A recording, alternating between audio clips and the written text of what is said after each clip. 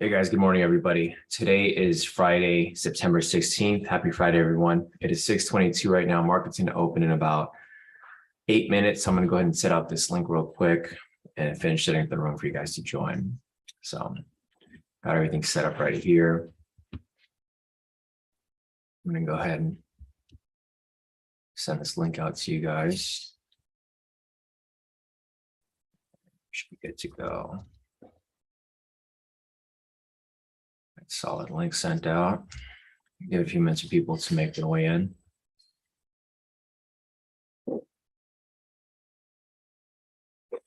Set this up right here.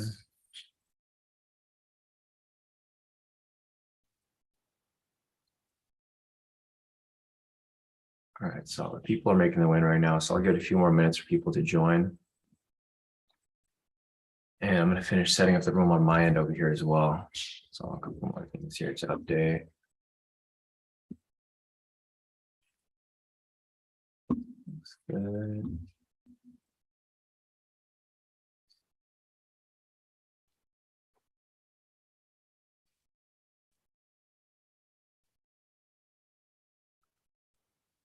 All right, a few more things down here, and then I think we should be good to go.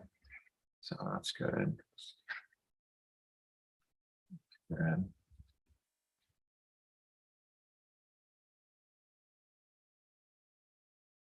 There and good. All right, guys. Good morning, everybody. Today is Friday, September 16th. Happy Friday, everybody. Hopefully, everyone had a great week so far. Looking at the market, price is kind of far from the sessions right here. Not the sessions. I mean the zones, but price could be making its way, back up at some point. So I'm just going to give it some time here to make its way back up. And once it does, we can start looking for some more SR rejection entries. So as we do that, I'm going to go ahead and mark up the zones over here. So we got one zone right here, one zone right here. I'm only going to drop the relevant zones. So when it's something like this and price is so far from this area up here, I'm just going to leave these alone so that when they do disappear, we can see them disappear and I don't have to redraw them or make any changes, right? So I'm just going to leave these up right here because price is so far from this area. Let's see, price is about, I guess it's not that far, but it looks far. It's about 1,200 pips away from the next upper zone here. So I'll leave it alone as is. Let me check the news real quick to see if there's anything that was released this morning. I believe there was today, Friday, September 16th. There was no US, or actually, yeah, there was no US news yet, but there's going to be US news at 7 o'clock. It's going to be prelim UOM consumer sentiment and prelim UOM inflation expectations. So high impact news coming up at 7 o'clock. Hopefully that'll push price to where we need it to be. But at the moment, price is down here. So with that said, let me see who's here in the room so far. Let me scroll up real quick. Morning, Ruin. Morning, Fund Me. Morning, Kenny. Morning, Stern. Morning, Peter. Morning, Mace. Morning, Maria. Morning, everybody. Yeah, thanks, Mace. We got that news coming up right there at 7, high impact. Other than that, I think that's it for right now. Let's take a look at the overall bias for today. So looking over here at sentiment, sentiment is currently 61% long. So this indicates that 61% of retail traders are currently buying right now. So we want to do the opposite and sell. With that said, let's take a look at the fundamentals real quick. Fundamentals are currently down 379 points. So with that said, we do have a very strong bearish bias right now with regard to the retail sentiment and fundamentals over here. So all the retail traders are looking to buy the dip here. We're trying to do the opposite and continue selling. Fundamentals here are bearish. Looking over here at the technicals, short-term bias is also bearish as well. It's turning somewhat neutral here because price did retrace up. However, price is still below the pivots. Trend meter here is turning red again, and the pivots are angling downwards. So with that said, we have a strong overall bearish bias for today, long-term and short-term. So if price does swing up, that's completely fine. That's going to be temporary, and we're going to expect it to come right back down. So if price does swing up, that's cool. I'll want it to swing up, to some extent, maybe here, reject off the K2SR zone, and then return back down here. So if you see price push up immediately on open, that's probably going to be some temporary manipulation. Eventually, though, we expect price to come back down. So let's see who else is here. Morning, Al. Morning, David. Morning, everybody. We got about 3 minutes till market open. Yeah, we'll see where it goes. I mean, price is so far from these zones over here that I'm expecting new zones to just pop up down here at some point. So it's just going to be a matter of time until that happens. What I'll do here is I'll mark up the high low so that you guys can identify market structure. If you guys look closely, price is actually ranging right now. You can't really see it on the markup chart, but over here on the clean chart, you can see that price is actually just ranging. It's not too difficult to see either. So yeah, you can see right here, price is literally just ranging between, this area right here. This high and this low, price is faking out below, might swing back down. If that becomes the case, then the range is just going to be wider because we do have a big range right here. We have a big range right here, and that was a smaller range within it. So this is realistically the full range. Let's see. Seth said we broke below the entire week's consolidation like we discussed yesterday. Yeah, I know, definitely. I saw that earlier on the 1 hour right here. So I still have marked up, drop below, and I'm expecting a continuation below that as well. Hey, Jesus, morning. Jesus said, Seth said, Asia opened below yesterday's New York low. Gotcha. Okay. Yeah, right here. So it's been below that point since Asia session yesterday. It's been continuing to drop. And I do expect it to drop even further. Just, a matter of time until we can confirm that. So we'll see. We'll be looking for sells today. I guess the resistance will look like this right here, the 1 hour.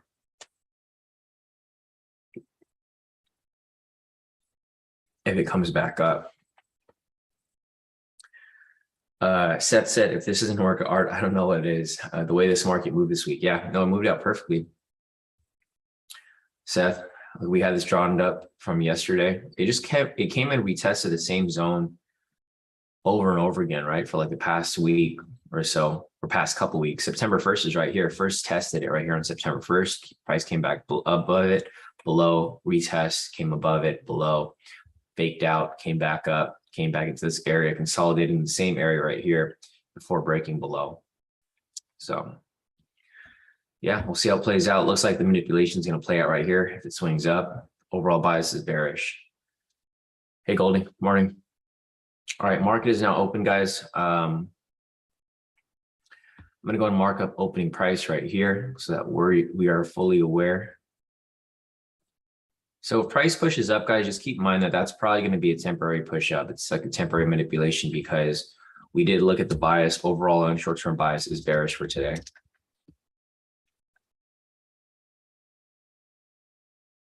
So I see this as a temporary push up. This is perfectly fine because if you guys have seen how Rick takes trades sometimes, he waits for it to come back to open, right? So if price gets manipulated the opposite way of the bias, then we can expect it to come back down. So I kind of wanted to push up to here so that we can catch it as it swings back down to opening price, right? Or I might be doing that right here. So we'll see.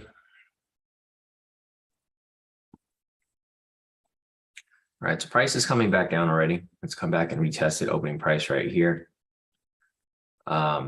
This might be a fake out, so I don't recommend hopping in just yet. This might come down for the retest, push back up further for the actual push, and eventually I'll see it come back down. But I don't think this is far enough of a push up for it to come back down just yet.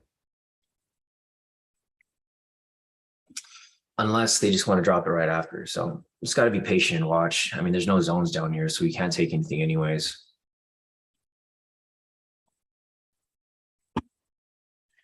Yeah, Maddie said, yeah, I think it'll push up. I agree too, Maddie. So we'll just see. This is a red flag here, obviously. This is where a lot of manipulation happens. Opening price. It's similar to the sessions. Basically, any of the horizontal lines here that are just one line are areas of manipulation, right? Like right here, you can see a fake out happening. I mean, the fake out could happen either way. For this specific area, price can fake out to the top, come back down, fake out to the bottom, and then come back up or come back below, right? There's no specific confirmation as to where it's going to go. Obviously, we know price is going to come down long term. However, the short term push can still be up. So I wouldn't recommend chasing this until price is truly like pushed away, because it might just consolidate around this area for a while. So you guys can see the fake out here, the 2 candles ago. Price pushed up outside of the range, faked out, huge wick right there, and then it came right back down. So just be aware of the fake outs. Also, you guys got to remember that today is Friday. Friday is one of the riskier days to trade. Monday and Friday are risky. Reason for Friday being risky is because a lot of people are pulling out of the market. So sometimes you'll get volatility that is artificial, right? It's not necessarily people pushing price. They're just pulling out before the weekend. So you might see price dump sharply because people are just pulling out. They're calling it a week, because a lot of people don't like to hold on to trades over the weekend. Like all of us, right? Typically we don't hold trades over the weekend because we can't, but even if we could, we wouldn't, because a lot of stuff can happen over the weekend. So just keep that in mind. It's the same reason for Monday too. It's just the opposite. People are entering the market. So Monday, people are entering the market from the weekend. Friday, people are exiting the market for the weekend. So whether they be in buys or sells, you know, you'll only tell once you see it on the chart. See, Maddie said, I want that manipulation to the upside. Yeah, and that's kind of what I see happening right here. So you guys can see the fake out. Initially, market opened right here at 630. Price pushed up, faked out, price pushed down, faked out, price pushed back up, faked out, price pushed down again right here. This could be another fake out. I mean, who knows, right? There's no guarantee this is going to continue pushing, or there's no guarantee this is going to stay. So just, you know, be patient and wait for it to confirm. But at the moment, I can't say whether it's going to continue pushing. You know, we do see a long-term push to the bottom. So if it does continue to push, no surprise there, but I wouldn't necessarily chase it. This is also a pretty huge candle. So if it does retrace, it's got a long way to go. It's about a 630 pip candle.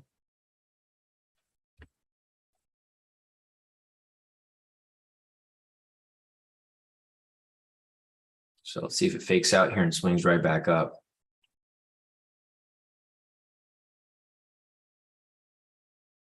If it continues dropping below, that's completely fine. It's just, you know, a matter of waiting for that confirmation. This might be a high-low scalp, or actually no.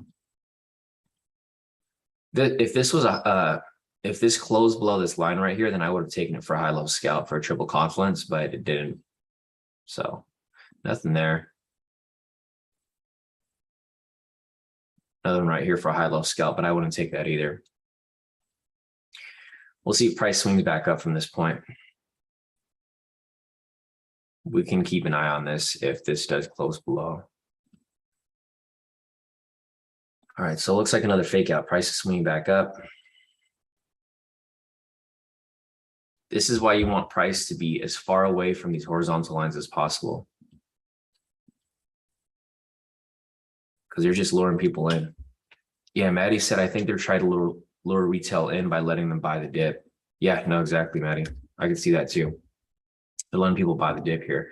But you can see the fake out. So there was a fake out to the top, fake out to the bottom, fake out to the top, fake out to the bottom. Now it's swinging right back up right here, literally going back to opening price. So just don't get caught in these traps, guys. I see so many people get caught in these traps. And I see a lot of people blow accounts when moves like this happen, right? Because what happens is people will chase the buy here. They get stopped out because it comes back below, and then they enter the sell, and then they get stopped out, it swings right back up, and then they enter the buy. They just keep entering at the wrong times. There's no perfect time to enter these types of trades because the manipulation goes both ways. Unless you're like micro scalping super quickly, which is not exactly very easy, especially if you're trading on a copier, because you know there's going to be slippage. So we'll continue to watch here, but at the moment there is not necessarily anything for us to take here. Price is pushing right back up to opening price. So here he goes. Price comes right back to where it was on open. This blue line right here is where price opened at this morning. So realistically, there hasn't been really much movement, because if you just ignore the noise right here, the noise at the top, the noise at the bottom, price is literally where it was 7 minutes ago. Hasn't gone anywhere. All right, so let's take a look at everything again. So looking over here at retail sentiment is currently 61% or 62% long. So you can see a lot of retail traders are buying the dip here. Looking over here at the fundamentals are currently down 367 points. Breaking news right here, Dow drops 300 points as traders fret over FedEx warning. Wall Street heads for a big weekly loss. So with that said, I think price is going to go up, right? This was just released right now, literally a minute ago. So look at price. It reacted to CNBC news. Price is going right up.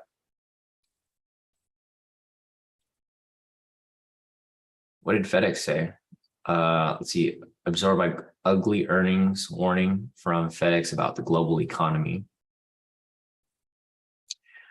Shares of FedEx plunged 23% after the shipments company withdrew its full year guidance, said it's implementing cost-cutting initiatives to contend with soft global shipment volumes as the global economy significantly worsens.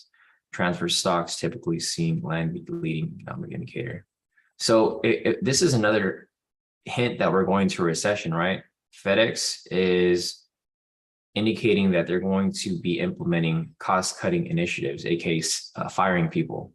So, I mean, the Fed's going to keep telling you that we're not going to a recession. We're obviously going to a recession. These huge companies like FedEx, these are companies that will always have business, but they're going to be firing people. So we'll see.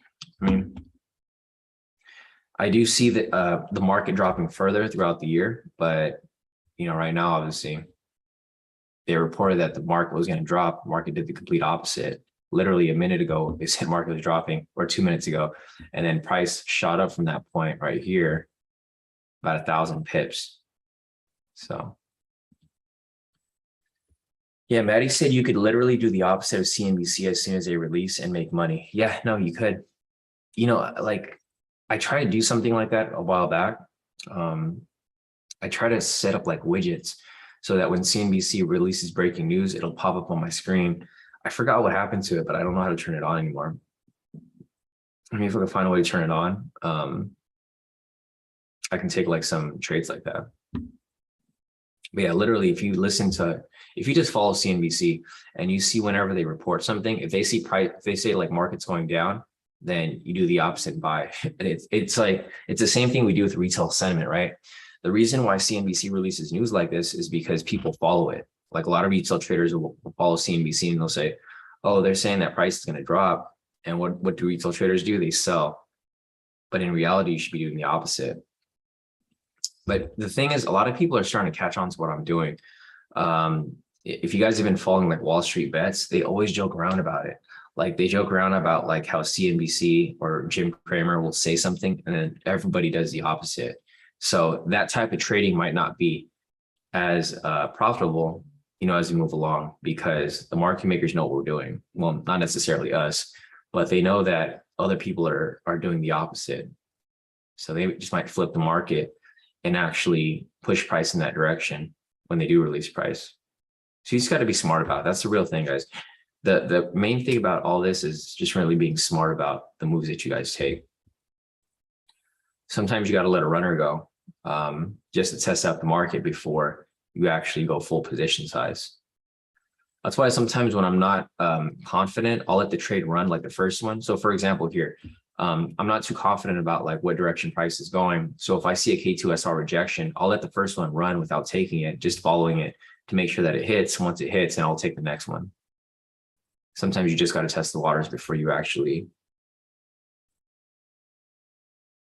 dive in. Man, but this market is like, okay, so price is coming back down. And it just looks like another fake out. So here initially we had one fake out to the top side. Price came back below, fake out to the bottom side. Price came back up, fake out right here. And if you guys can see, the consensus is opening price, right? Every time price swings in either direction, it comes right back to opening price. So you can see this candle right here is rejecting directly off the blue line that I drew. This is where market opened. So it's really important that you pay attention to opening price, news price, sessions, etc., because you'll see where price comes back to almost every time. It acts like a magnet. So if you guys look at these different lines that I draw on the chart, it just pulls price right back to it. So price will push up, pulls back to the middle, pushes below, pulls back to the middle, pushes up, pulls literally back to the middle. And you can see where it rejects from, exactly off the blue line. It's not like a random place. It's literally at opening price. So yeah, hopefully a lot of the stuff's making sense to you guys, but I mean, there's a lot of different ways to make money off this. Like you guys could make money off the fake outs. Like when price would fake out up here, you can write it back down. Obviously this is meant for the more advanced trader, but if you guys know what you're doing, you guys can literally just catch it as it pulls back to the middle point here every single time. Because right here, it's a big move, 560 pips. Same with this down here, 560 pips, literally same exact price. And then right here from the top, 450 pips. So if you were to scalp 100 pips each way, easy money. I would probably do that, but not on the live, or I would do it with like not letting you guys know, because I don't want you guys to get into the habit of taking risky trades like that. But we'll see. We'll see where price goes from here.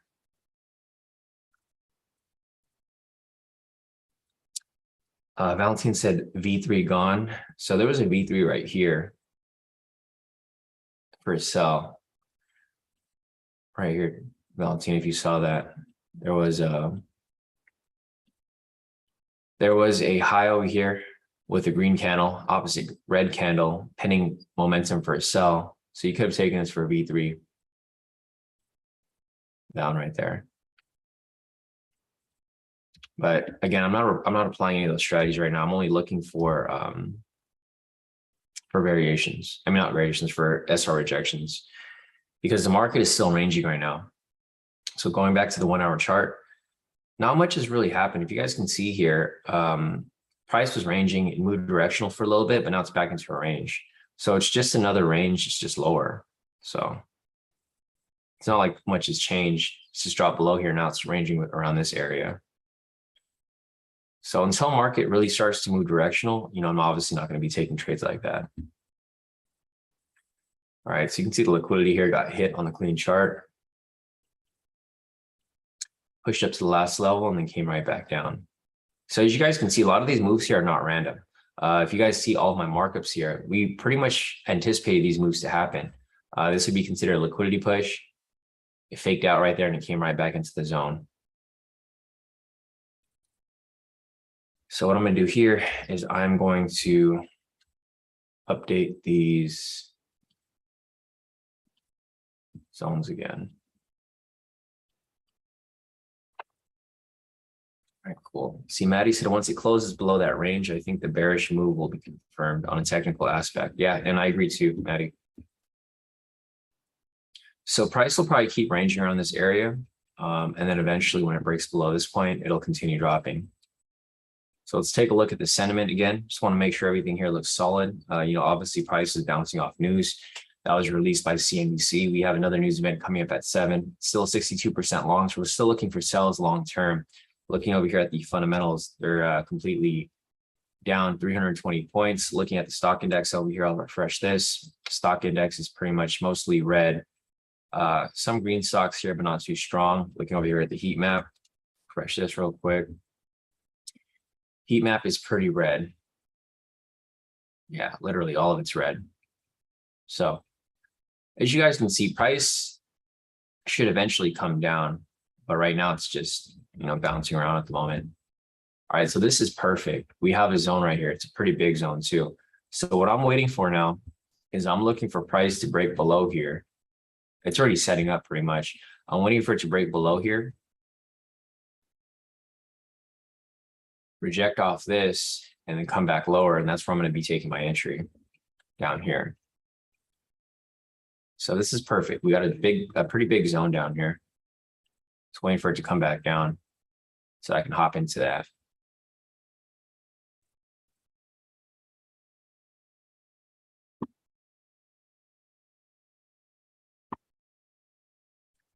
Let's see. Seth said if sentiment went to 63% from where price stands right now, you'd consider that a confirmation that price wouldn't go any higher from where it's at. Not necessarily, like I wouldn't necessarily say it's an end all be all, Seth, because the sentiment can still go up. Like if price starts to shoot up like really high and the sentiment goes really high because people are starting to bandwagon onto those moves, people just want to hop onto the buys, then that doesn't necessarily mean like people will stop buying, right? Because they can just keep pushing it up higher. Like I've seen sentiment before where it's like 80%. So I wouldn't necessarily say that it's going to stop moving up because it just depends on like how big of a payday these market makers are looking for, right? Because they'll push it up as high as they need to lure in some more buyers, and then all of a sudden it'll just dump right back down. Seth said at 80%, wouldn't that be too biased? It would be too biased, but it would still come back down. I think what they would do in that case, if it goes up to 80%, I would expect them to push price up like pretty heavy and then consolidate price around that area. So they'll just churn people, right? They'll just keep moving it sideways so people will enter those buys because they think that the market's like suddenly like randomly recovered, right? We're not going to recession anymore. And then when you least expect it, they're just going to dump price down. It's not going to dump price like super heavily, like an 8,000 pip drop, but it'll drop like thousands of pips. Like it'll drop like 1,000 pips, consolidate, drop even further, and it'll just keep closing below. So I don't know if you've ever traded it when it was at 80%, but we've traded it before, and it's a lot easier. Because since we're going for these small scalps and you see these big pushes like 500 pips, 1,000 pips, etc., it's easier for us to just take every variation. So if we saw a variation for a sell, we would just take it, and then the variations would come up so often, aligned with the other entries as well. So the variations, pivot scalps, high-low scalps, I think those are like the perfect ones, high-low scalps and the variations, because they were just confirmations of market structure being broken.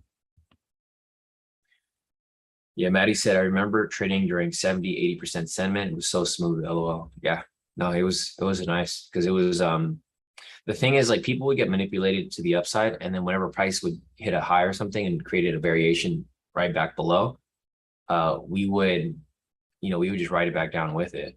So it was solid. Seth said, I started following sentiment a year ago. That's when I took it seriously. I thought it was only for long term. Didn't know it could be applied to scalping.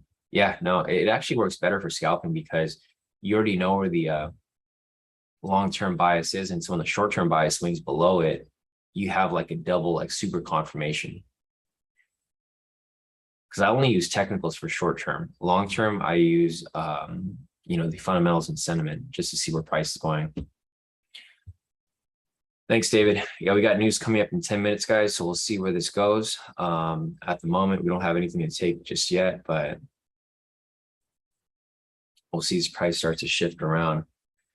So as price starts to push higher, we could technically look for some small buys here because price will be pushing up to this point here. And I don't think we have any sessions anywhere nearby. Are my sessions even on?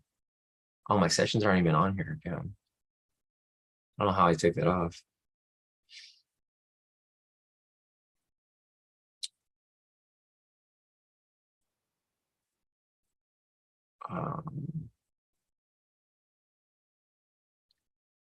Okay, well, there's only one session right there anyway. It's not that big.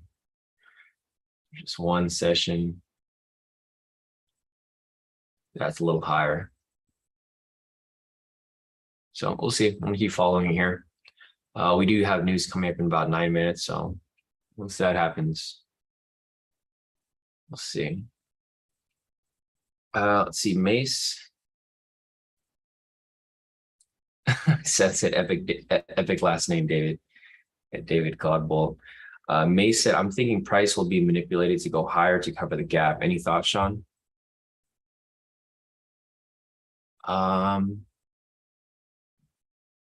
Yeah, possibly. We'll have to see what happens with the news here, because the news, this is inflation news at 7. You guys remember what happened with the inflation news like on Monday or Tuesday, right? Price dropped like 8,000 pips. So when this news comes out, if it highly affects the market, it'll either spike it up really, really high or spike it down really, really strong, right? So we'll see what happens when the news passes right here. I think this news price will really indicate where price is going to be going, for the rest of the day. Because if price pushes too far out, then it's probably just going to consolidate around that area, whether it goes up, whether it goes down. So yeah, Mason, hope so. Will be a big move. I agree. Yeah, no, definitely. So I'm looking over here. It's a prelim UOM consumer sentiment. So this here is high impact, and we have prelim UOM inflation expectations. So it's just inflation news, direct economy news as well. So we'll see where that pushes price. I don't know if it'll push it a lot or if push it a little. It just depends on how many people are looking to trade off that news price. But we'll just see where it goes from there. So there was another V1 right here. If you guys saw, I think Maddie mentioned it. Yeah, there's a V1 body right here. V1 body and also a V3 that Patricia mentioned. This high was a green candle, red candle following it, pending sell signal. I mean, you could have rolled it straight to a opening price. I'm not sure if you caught that, Maddie. But you can see here that price is right back to the middle again, right? It's literally right back at the area. So you can see how this acts as a magnet of some sort, because it just keeps pulling it back to the same middle point. Again, right here, another fake out. And then at this point, price will either continue to swing back up or come back down further. 655 right now, so we can't take any trades between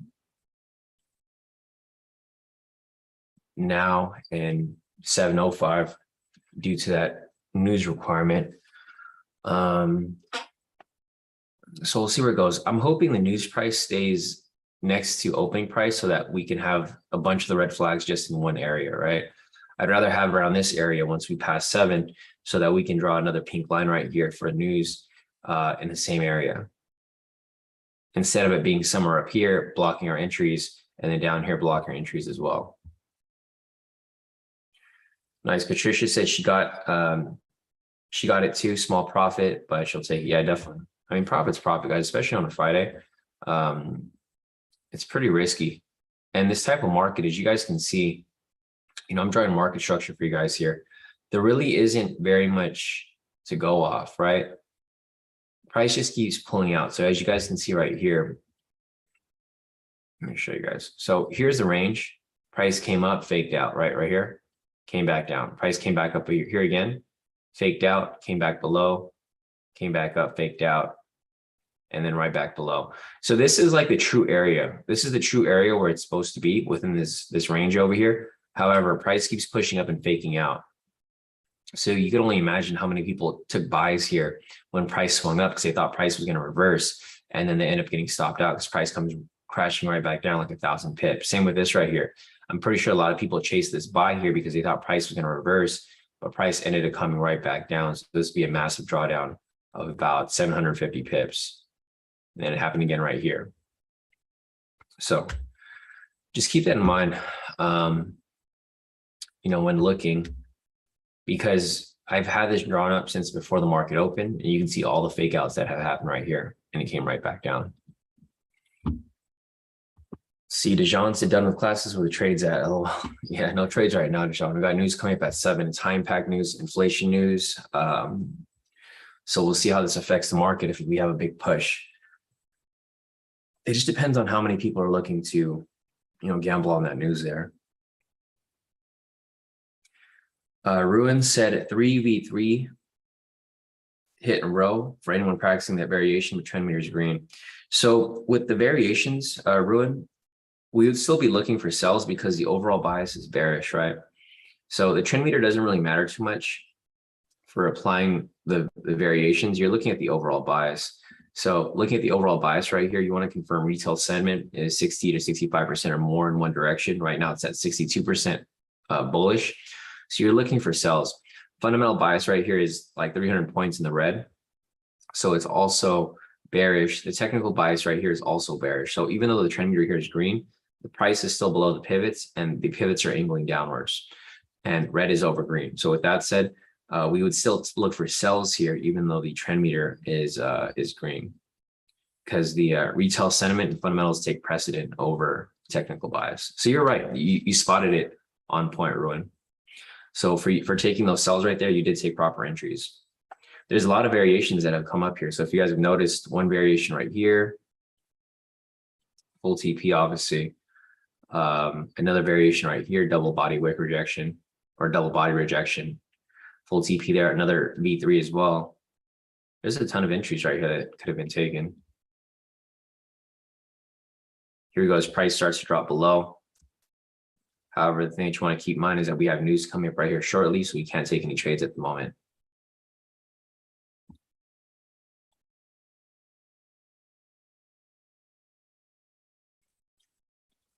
So I'm just going to sit down and wait. Not really much for us to look at right here. I'm hoping price pushes up a little bit by 7 so that news price can be closer to opening price.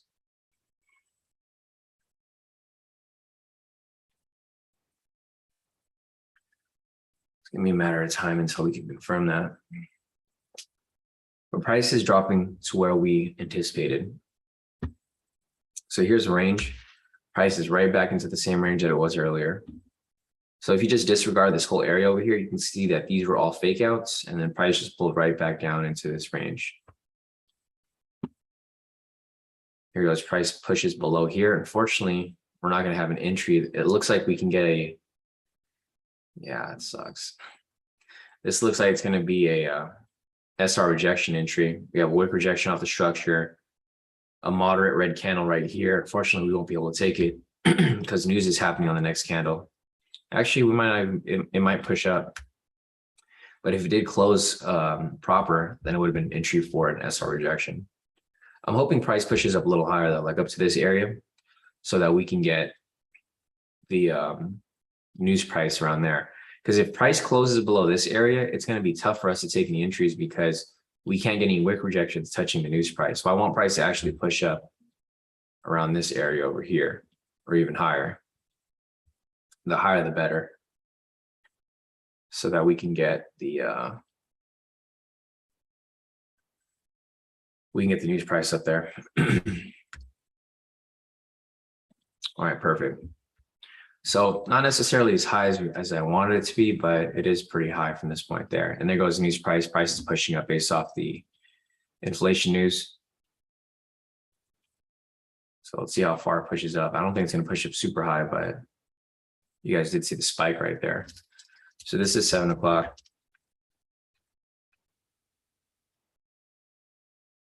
That's news. News was neutral. Thanks, Peter. All right, so the news was neutral right there. But you can see price is reacting to the news. So yeah, neutral for both. But you can see that price is obviously reacting to the news, right? Price just spiked up right here, pushed up about 500 pips, not a crazy amount, but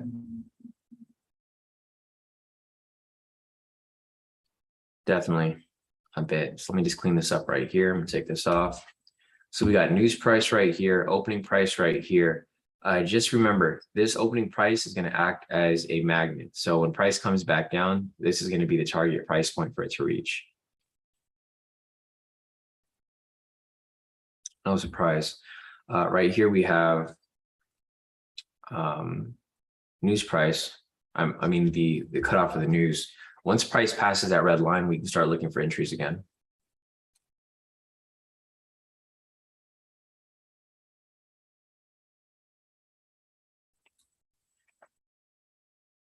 All right. Barack said he expected a massive move. Not really. So with today being Friday, there's probably less people in the market. So that's why we don't really see too much volatility in the market. Price just keeps going back and forth.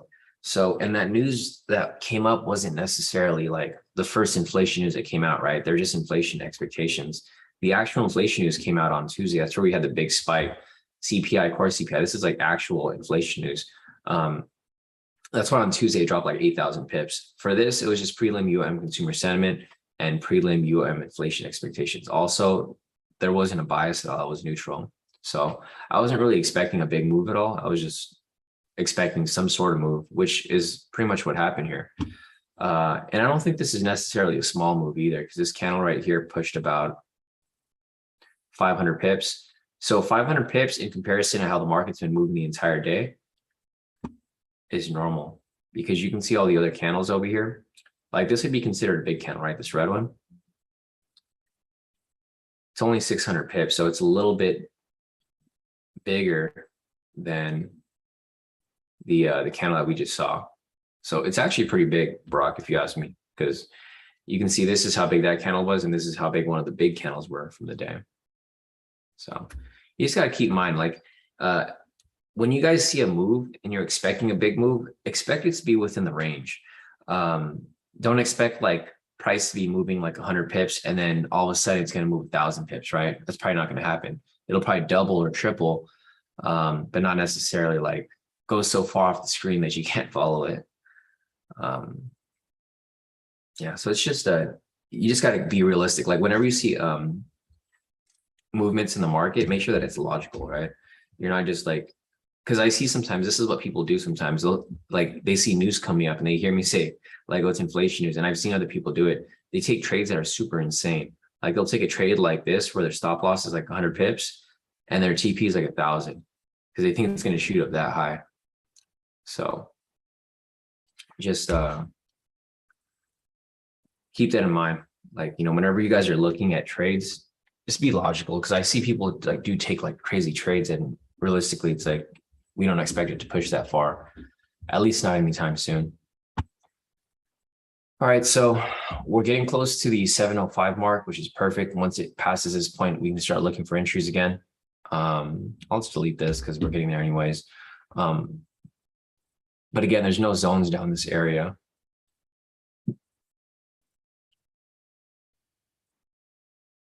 Closest zone is this one, and next zone is going to be down here. So it just depends on where price goes. But remember, this opening price is acting as a magnet. So if price does come down, that's going to be the target price point. It's pretty close to it, about 50 pips, and almost there. Looks like it's going to touch, and it touched. So hit target price point right there. And at this point now, price will either drop below and continue dropping lower, or it'll just bounce right back up. Seth said pre-market is where it's at these past few days. Yeah, it's where most of the movements have been happening. They've been more directional, which is unusual, right? You can see right here. So from 4 o'clock to 5 o'clock, you can see how price is moving directional. And then market opens over here at 6:30, and it's literally ranging the entire day. So yeah, I agree with you, Seth. Pre-market, there's like way more direction versus actual New York session. So going back to our clean chart over here, you guys can see that price is still messing around this area. So it's still pulling into this area here, and it just keeps faking out. So we'll push up a little bit, lure in some buyers, and then it just comes right back down. So we'll see again what happens here.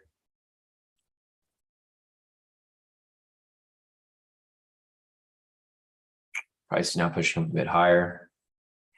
This is completely fine, guys. If price continues to push up higher, that's completely fine. We can probably start looking for maybe at least one scalp for a buy there if it continues pushing. But the overall sentiment here is still pointing towards a sell. So you guys can see that the number here didn't change at all. It's been at 62% all morning. With that said, a lot of these movements here are not necessarily for retail traders. A lot of these movements are based off, you know, market makers just kind of pushing price around. What I can see right here is that they might be luring in some more buyers. They're pushing price up right here, so people will chase it. And then when people chase it, it's going to come right back down. When it does come back down, remember, target price point is going to be this blue line, which is opening price. So let me check CNBC real quick, see if there's any updates here. I don't see anything right now at the moment. I always find it funny when they take pictures of like people on the trading floor like this. Like you can tell that they're like, what the fuck's going on? You have so many pictures of they're not on here right now, but they did before. But yeah, current update in the CNBC News, it hasn't really updated. Last update was 30 minutes ago. And no updates since then.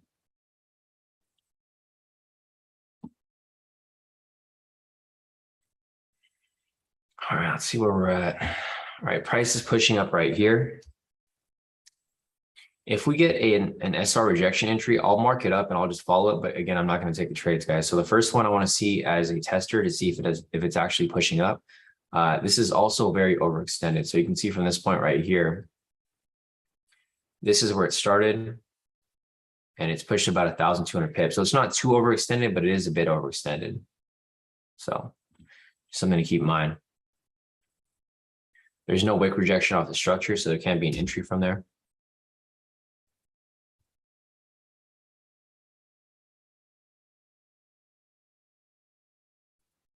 All right, so let me just go and update the zones over here. I just want to clean this up a bit because it is getting a little messy. Our clean chart. So it looks like price was trying to go up here and test the high, but it didn't get that high yet. Let's see where price goes from this point. Price needs to push up a little higher so that I can get a wick rejection off the structure right here. So it needs to close around this area in between these two structures so that I can come back down and retrace from that point. All right. So just check this right here for the wick rejection. If it closes as moderate green candle, a possible SR rejection strategy entry, but I'm not going to take it. I'll just follow it, see how it plays out. If it plays out, then I'll take the next one.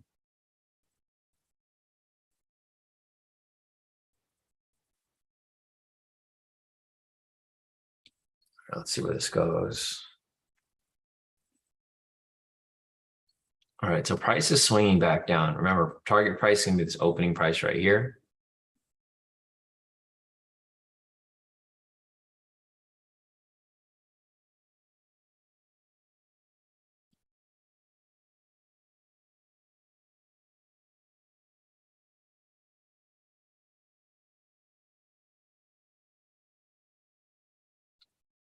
Seth said, I was about to say, Sean, this is manipulation. I know, right? It is. It's just another fake out. So you guys can see price keeps swinging up and it fakes out. So price will swing up, fake out, come back down, swing up, fake out right here, come back down, swing up right here, fake out, and then come right back down. So target price point right here, if price continues to drop, is going to be opening price. Obviously, I'm not going to play around with this manipulation. I don't like trading markets like this. Although my analysis will probably play out and you'll probably see it come back down to opening price. I don't really want to gamble with it. Also, we have a zone that's just coming up right here. This is perfect, setting up right there. All right, cool. We got another zone right here. So this might be an entry here for a buy. Again, I'm not going to take any buys yet. If this closes as a moderate green candle, so if this candle body closes a little higher, it can't have that sell signal though. If it closes a little higher with no sell signal, then this could possibly be an entry for a buy. So the wick on top here is too big. With that said, it doesn't fit the criteria for a moderate green candle. We do have a zone right here now. Well, the zone here keeps deleting, so I'm going to come back and just check on it. All right, so if this here closes with a moderate green candle and wick rejection right there, this could be a possible buy for a K2SR rejection. Not one that I'm going to take again, as I mentioned, guys. I'm just going to follow it. I'm not necessarily going to take it just yet. If I do decide to take it, I'll let you guys know. But right now, I think I'm going to hold off on it. So I'm not taking this trade here. I'll just follow it. We'll see where it goes. The reason why I'm not taking it is because the zone here keeps disappearing. It's not necessarily set in place just yet. So there goes the entry right there, and it looks like it hit full TP. Yep, full TP off it. All right, so it looks solid. I guess if we see another buy here, we can possibly take it, but this one did play out solidly. The reason why this was a buy was because the trend mirror is green, pivots are bullish as well. This indicates that we're in a bullish trend. We have a wick rejection off the structure right there, moderate green candle, and continue to push up. But the zone there kept disappearing, so that's why I wasn't really set on taking it. See if the zone's there still. No, so the zone disappeared. You guys can see the zone kept coming back and forth. So I'm going to take it off for now. But yeah, this is just about being disciplined, guys. Like, obviously this trade would have won, but you got to understand like when to take it and when not to take it. Like, it was too risky for me to take because that zone there kept disappearing. If it was set in place, then yeah, maybe I would have taken it, but it wasn't. So yeah, the zone's gone. It's no longer there. So here we go. As price pushes up higher, let's take a look at sentiment to see if people are chasing that buy. No, there's no retail traders in the market right now. I mean, there's retail traders in the market, but they're not necessarily like hopping onto buys. So that's why I'm being really cautious here, because if the market makers are pushing price around, they can easily just dump price right back down. Because if you think about it, the correction is going to be down here, opening price, right? It's been 62% like pretty much all morning. So this over here can be all manipulation. It's just market makers pushing price up. But eventually, price is going to have to drop back down at some point because there's just no retail traders on that side. So it looks like the market's just getting tossed up right now.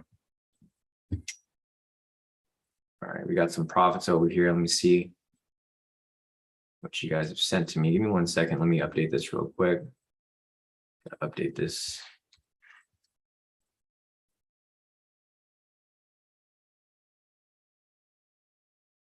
Zone right here.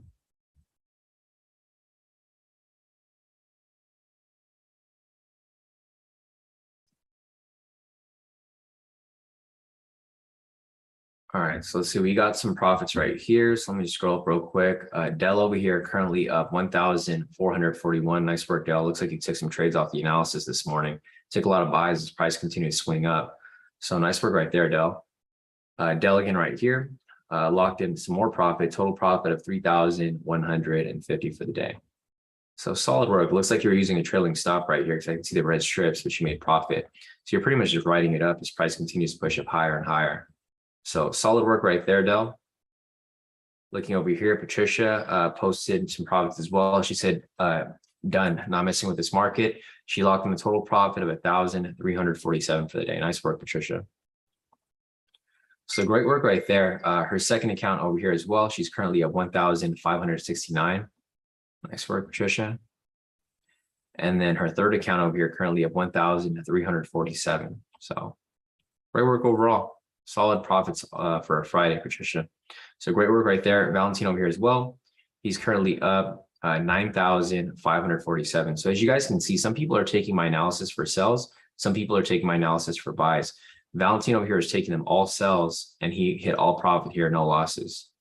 So solid work right there, Valentine. And this is all from this morning, it looks like. These down here from the timestamps. So Valentine took sells while Dell over here took all buys. So if you guys listen to my analysis, I mean, you guys can catch these little moves. As I mentioned, the target price point is like, it's these horizontal lines. So if you take little scalps here and there on its way to, these lines, then you can pretty much catch a lot of trades. Yeah, Patricia said, Sean, all V3s hit. So Patricia took a lot of these V3s here and they all hit her TPs. So solid work right there, Patricia. Yeah, because you took the V3s here for a buy. So Patricia actually did both ways. If you guys look here at Patricia's accounts, she took trades here for buys, they all hit. And then she took trades here for sells and they all hit as well. So not bad, Patricia. Great work.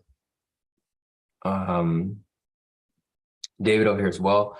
David said, way too risky market today. However, thanks for your analysis. To my account still running up. So David over here, he was still trading off my analysis. There's no official trade so far. but David did take a couple trades, locked in 26.80 for the day. So nice work, David. Yeah, it doesn't matter how big, how small your profits are. If you guys are profiting today on a Friday, you know, that's still a pretty big achievement, because I'm pretty sure a lot of people are blowing their accounts today. Like, if you guys are getting caught in these fake outs, it's not going to look good for your account, because there's so many fake outs here. I can see a lot of people who lost trades here because they chase the buys, chase the sells, chase the buys, etc. And then price just keeps on swinging from those points. Here on the clean chart, so let me go ahead and just update these real quick as well. You guys can see liquidity here pretty much got hit. So if you guys remembered from this morning, I drew up all the liquidity right here, and all the liquidity on the top side just got hit. So liquidity right here got hit, shot all the way up, hit this liquidity, shot up higher, hit this liquidity, and then etc.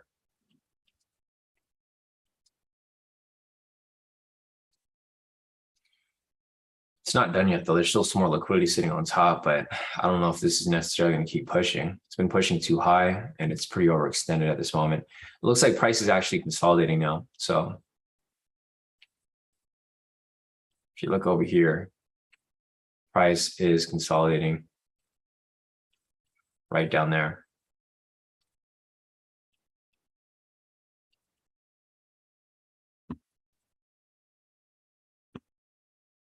So that's good. Other than that, there's not really much else for us to look at here. I mean, there's an entry that came up right here, but it was right at the sessions. So here's like one thing that you guys can look at. You can see how price pushes from these horizontal lines, right? These horizontal lines act as target price points. So for example, price was over here at the sessions, right? Broke below the sessions, came down here at opening price, right? And then from opening price right here, price kept coming back to opening price, but then eventually price broke above it and it went up to the sessions. So whenever you guys are taking trades, your target price points can always be used as these horizontal lines. So if you're looking for a sell here, for example, your area that you want to look out for where you might want to pull out of your trade is going to be opening price right here. So as you can see, price starting to tumble its way right back down. Unfortunately, we can't take this here. This would have been a really nice entry if the trend meter was red, but it's currently green right now. So we can't take this entry here, but we do have a nice wick rejection off the structure. Sell signal right there. Yeah, this would be good, especially with the sell signal there, but can't take it because there's no entry. Oh, keep watching this target price point down here.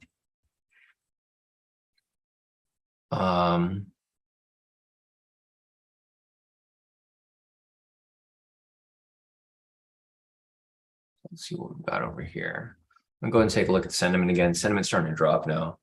So it looks like people are pulling out of their buys. Not too many, but some.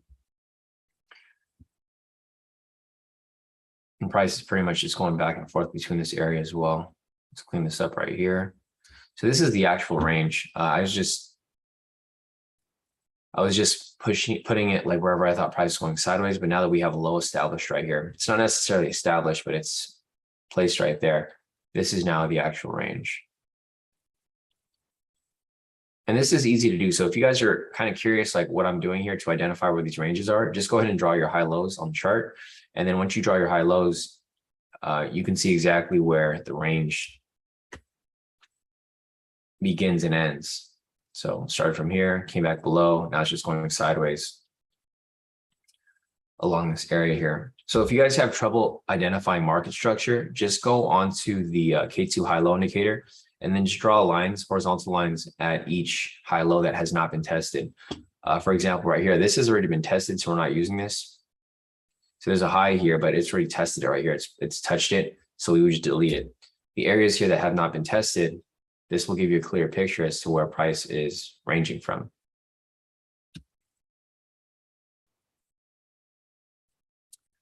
See if there's anything else over here. Let's go back to fundamentals. Fundamentals are currently, they're still down pretty heavy. They're down 244 points.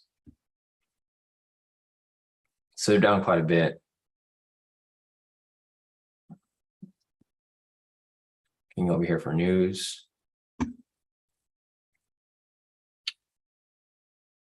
Yeah, so another update right here from FedEx CEO. So it says FedEx CEO says he expects the economy to enter a worldwide recession. I mean, obviously, we're going into a recession here.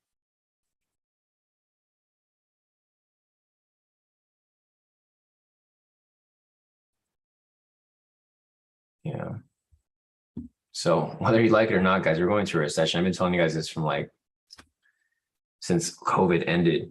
I don't believe anything that the Fed says. The Fed says that we're not going to a recession. We obviously are. A lot of the different CEOs here have already confirmed it. So yeah, Maddie said we've been in a recession. Exactly. So we'll continue to look for entries here, guys. It's 6:22 right now. We still got about like 30 minutes till 8. Unfortunately, we just don't have any entries here. The trend meter here is still green, so we don't have anything to look for with regard to our sells.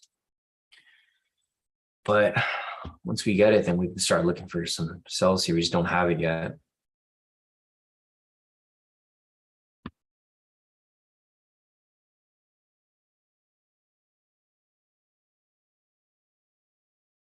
Seth said he doesn't have access to the high-low indicator.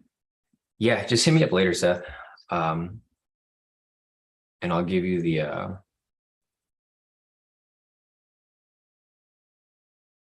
actually, I could just give it to you right now. This market's kind of dead. I'll just send you this right here.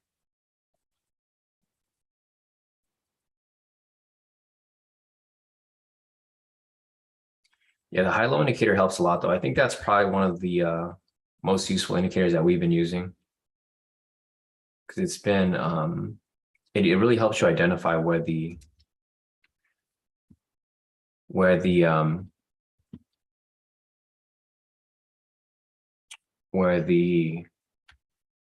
structure is sitting, because a lot of times it's hard to see when you're looking at a naked chart. Like, so for example here, if like you were to take this off, you don't really see where these high lows are, right? Like you can kind of guess where they're at. Like you can see this is a high, this is a low, this is a high, this is low, but you can see how many high lows come up on here. In order to get like the actual high lows, like the legitimate ones, you can see here that you turn on the indicator and it actually marks it up, because this right here could have been identified as a low, but it really wasn't. It was just a small drop, right? It came back up. This could be identified as a high. So there's a lot of guesswork. This just takes all the guesswork out of it. It is a bit of a laggy indicator. I mean, obviously, because you want the actual data to be consistent. So you'll see it repaint every so often, but if you wait a little bit longer, like a few candles after, it just stays there. Once it stays there, it pretty much identifies it as a solid high low.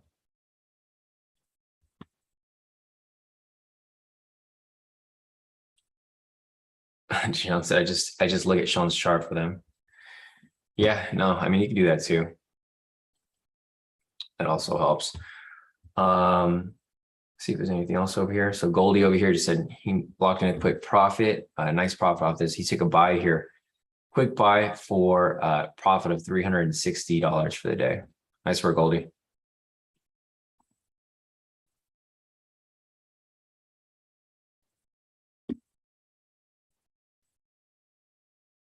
See, so we have price pushing up right here. Unfortunately, we can't take this trade here.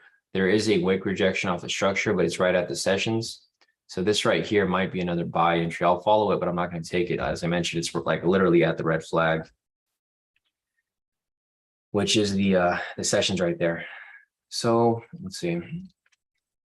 The wick on top is kind of big, so I don't know if I would take this, or it would have taken this.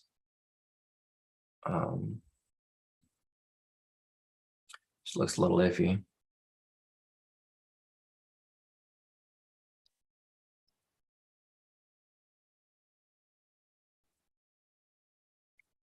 Yeah, no, it's right at the sessions. So this is why you want to be careful when you trade at the sessions, because you get a lot of fake outs. A price came up above here, faked out, came right back down. This could be another fake out. It could swing right back up. It's just not a good area to trade in. So you definitely don't want to trade when price is touching it. You probably want to skip it if price is near it, because it's going to eventually touch the sessions. And if it does touch the sessions, you can get caught in pretty bad reversal or a pretty bad fake out. So again, right here, you guys can see price faked out to the top, faked out to the bottom. Now it's swinging right back up right here.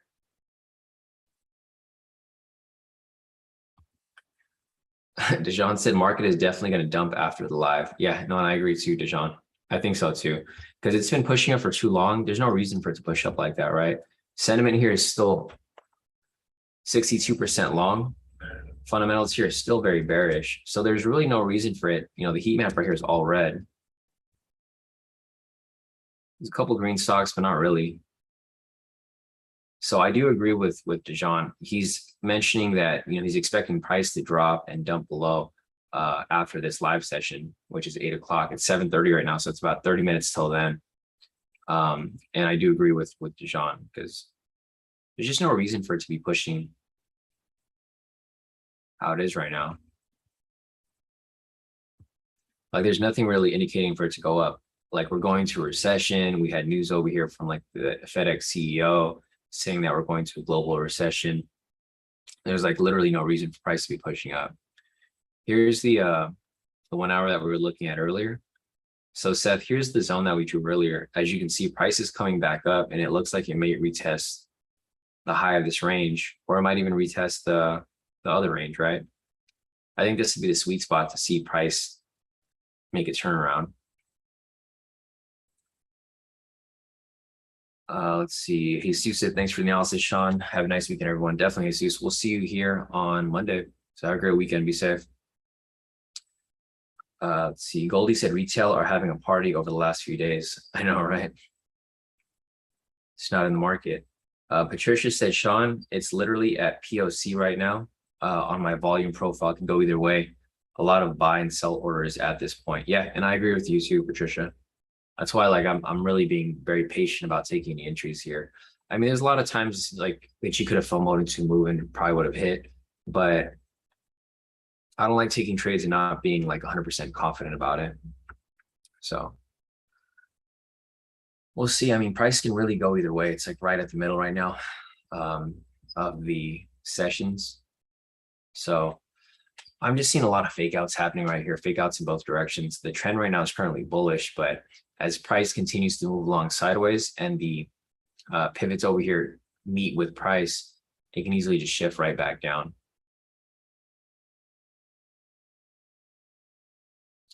So it's really just going to be about waiting for this to confirm.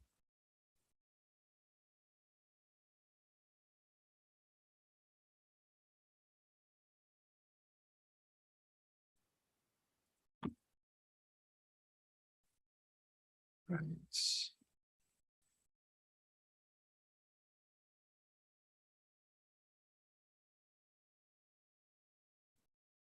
All right, so as you guys can see, there's just been fake outs in both directions. You can see where the sessions is. We initially followed it from right here. We had a fake out to the top, came back below, faked out right here, came back up, faked out right here, came back below, faked out here. And here he goes, price swings right back up. So there's two scenarios that can play out here. Now that price is pushed up to this point, this can either be a fake out and then it'll swing right back down, or it can continue pushing up, right? So this is just fake out area right here. This is where the fake outs keep happening. So when this candle here closes, you can follow it and see one of two things are going to happen, right? Price is either going to keep pushing up, or it's going to fake out right here and swing right back below the sessions again.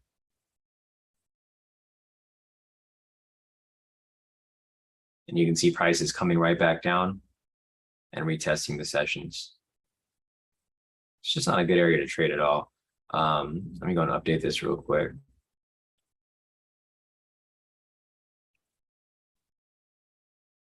There goes, price pushes up a little higher.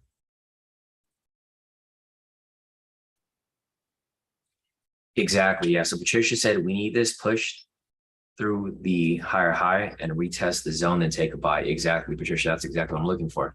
So you read my mind. So as I was saying right here, this could have faked out and came back down, or if the continuation right here, if this happens. So if this doesn't happen and price pushes up right here, we want this to actually push up a little higher so that we can get the retest and take the buy and then write it up higher. So That's the only criteria that we can look at here because we currently have a bullish trend with regard to the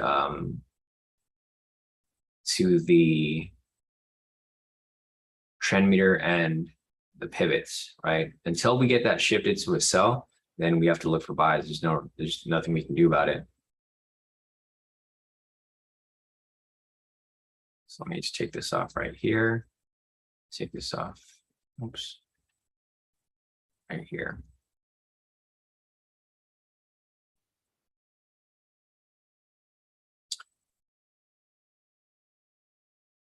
All right, so let's see where it's at.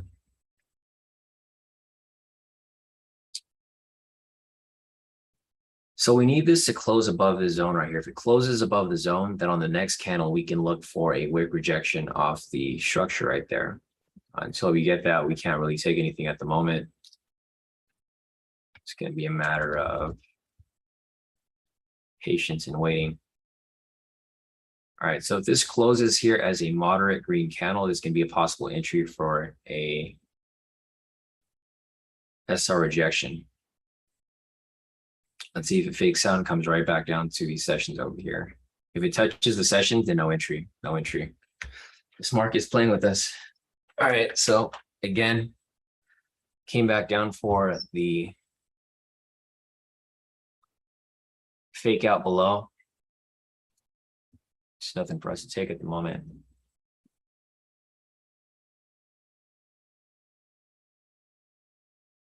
Just gotta wait.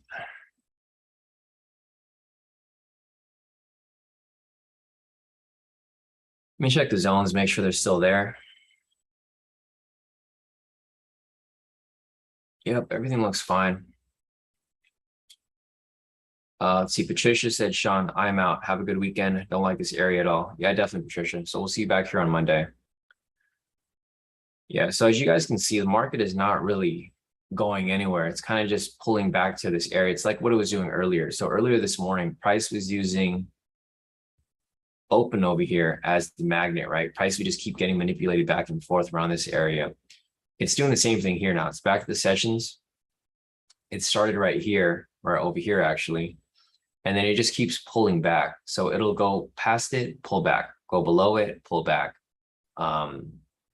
It's just not a good area to trade. It's just a high area of manipulation right here. I mean, obviously I'll keep looking for trades, but if there's nothing here, then we might have to just call it a week. If you guys have any questions, feel free to put your questions in the chat. I'll answer whatever you guys need help with. I'm still looking for trades though, so I haven't stopped yet. So I'm still looking for at least one entry here. Here goes, price pushes back up. Okay, so if this closes here as a moderate green candle, then possible entry. If not, then we just got to keep waiting. And it can't close too big. This candle here is already kind of large.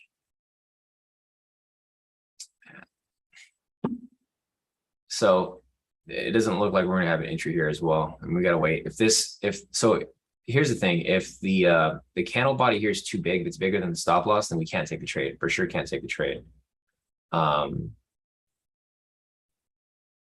But if it closes with enough space here, it still needs to be a moderate green candle though. So just keep that in mind. It can't just be like too big of a candle or too small of a candle. It still needs to be a moderate green candle. So this candle here is way too big. We can't take it. The reason why we can't take it is because if price retraces, it's going to hit your stop loss before it hits your TP. And it looks like, yeah, Maddie said it's hitting liquidity as well. No, I'm going to sit out of it. The candle is too big. What did TP to? Man, I hate this market. This market has been to yeah, I know, the wick on top. The market this week has just been really choppy. There was a lot of movement on Tuesday, but after that, market's just been back and forth, huge range pretty much the rest of the week. Oh. I've been yawning more than usual these past couple of days. This market just hasn't given us anything. Yeah, Maddie, so there goes the yawn indicator. Yeah, no, exactly. I mean, this would have been a good trade. The one thing that you would have kept in mind too is the spread. The spread's kind of wide, so if it's too tight, you might have gotten caught in the trade. But yeah, unfortunately, there just isn't any clear direction. I mean, that would have been good, but this candle was just too big. So the reason why we don't take trades like that is because when you guys see a big candle like that, here's an example, perfect example right here. You guys can see this green candle right here, right? The candle was too big. Whenever you get a big candle like that, price typically will retrace either halfway or the full candle before swinging back up. So if this happened again right here, this would have hit the stop loss before it would have pushed up and hit full TP, right? So that's why you want to be a bit cautious with these big candles. You know, it's a bit of a mixed bag because the volatility will be slow, and then all of a sudden that one candle that we're taking the entry off is going to be really strong, because typically the candles here have been moving about like 100, 200 pips. This candle right here was pretty high. It was like 300 or 400 pips, right? So you guys can see the big differential there with regard to movement when comparing it to like other candles. Looking over here at the sentiment is currently 61% long. So we're still looking for sells here overall long term. Short term, we're looking for buys because the trend here is obviously bullish. But long term, we're still looking for sells here. Yeah, Maddie said this is a temporary push up before it swings back down, which I can see it too. That's why I'm really selective about taking these buys here.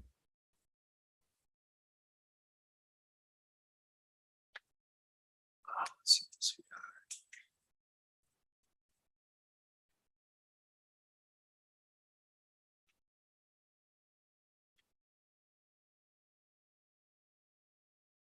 So this here could possibly be another buy entry. Can't have a buy signal.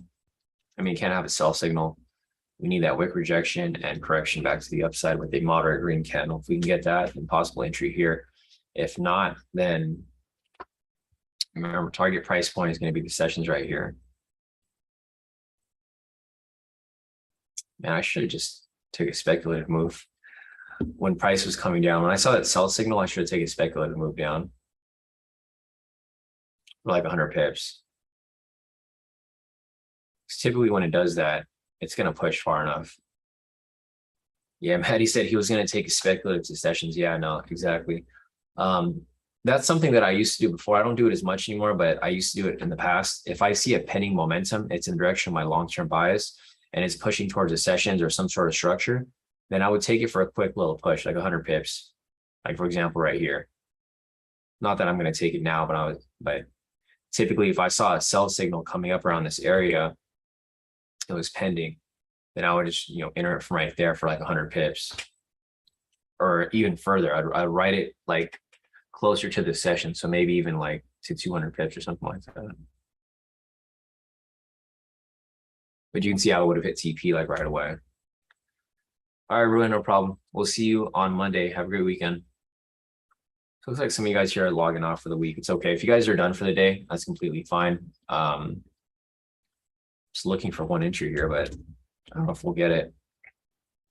This could be a possible entry right here. The candle's actually the candle's too big already.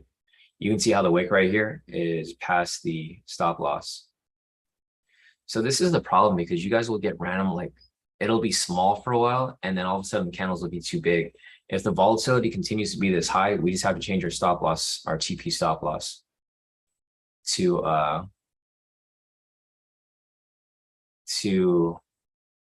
take into consideration like how much price is now moving. So there's no entry right here. I mean, possible late entry, but I'm not going to take it. It's too risky because the candle here is just too big. If it retraces back down, you can see it's retracing to the halfway mark.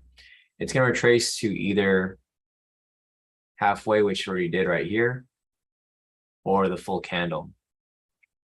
You guys can see if it retraces to the full candle, it'll hit stop loss before it pushes up and hits the TP. That's why I don't take trades when the candles are too big like that. It's one of the red flags that we follow here.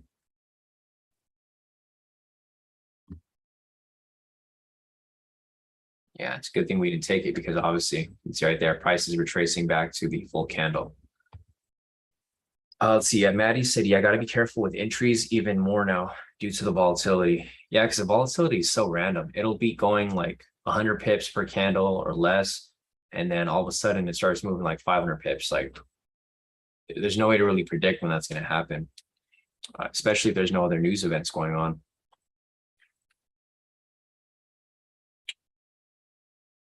It's 7:42 right now.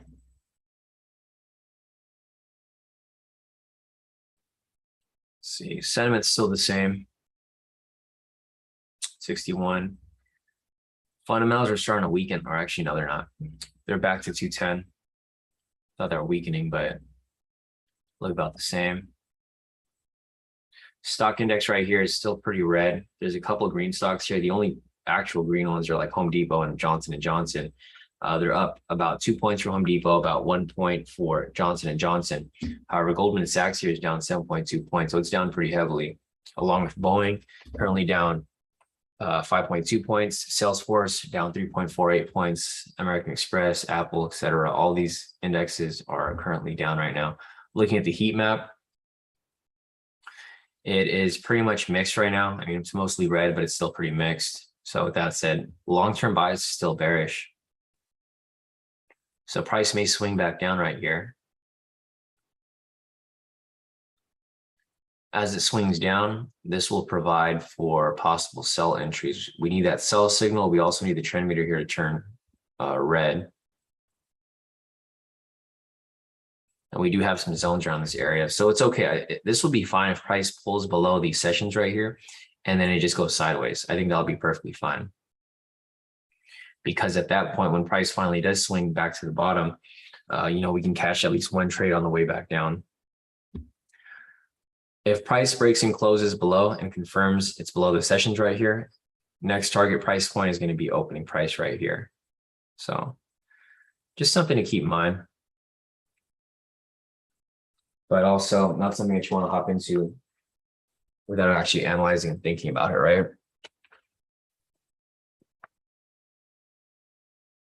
All right, so let's see. Still waiting for this here. We got about 15 minutes till 8. So again, guys, if you guys have any questions, feel free to put them in the chat. I'll answer whatever you guys need help with. But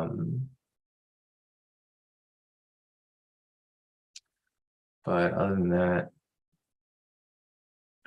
we will continue along with our analysis here.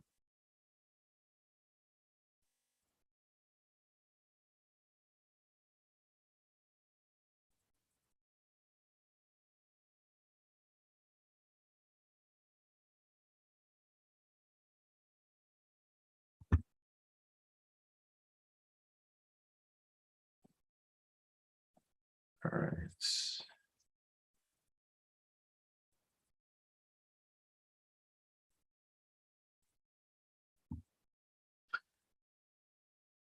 Yeah, no, Maddie said he saw this right here, this sell momentum. It was right at the session. So I was looking at that too, but it was right at the session. So I didn't really plan on taking it, but it would have been nice. Oh yeah, no, definitely. I've seen Sisu do it. Yeah, I don't know if he took it, Sisu. I think Sisu is, yeah, he's here right now. Yeah, Maddie was talking about this right here, Sisu. If you took that, the cross, because it's crossing over the pivots and sell signal, a quick 100 pips right there.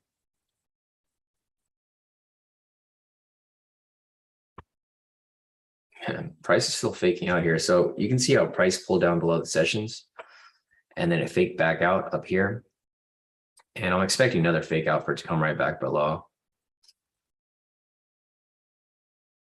And this is fine here. It's fine if price consolidates around this area because we need price to consolidate long enough for this trend meter here to change. It's not going to just change red right away, right? We need to have this pretty much align with the pivots. So once price pulls below the pivots right here, then we can start to see the trend meter shift as well. So you can see right there, price is now pushing below. We can probably expect the trend meter here to turn blue and possibly red at some point if it stays below this area. It just needs to stay below the pivot. That's the main thing. This is how you can predict a shift in trend.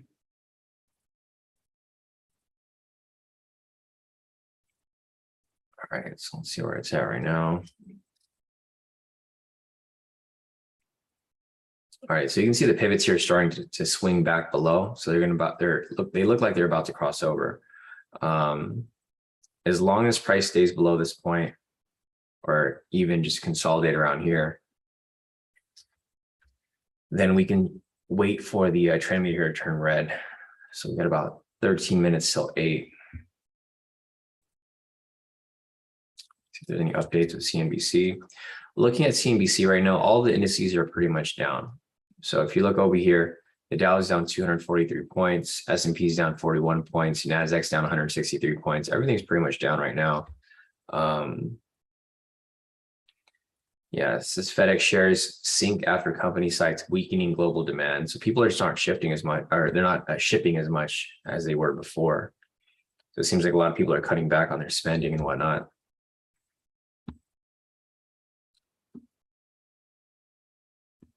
All right, so price is now dropping below here. I'm just going to have this marked up just in case the trend meter does turn red, so we can be prepared for a possible sell. So we need the trend meter here to turn red. You can see it's now blue. It's now blue, so it's going to turn red soon. What we're waiting for here is for that to turn red, and then we're looking for a wick rejection off any of the structures here. Once we have the rejection, then continuation below. So just keep an eye out right here for the trend meter. We need this to turn red in order for us to take the trade here.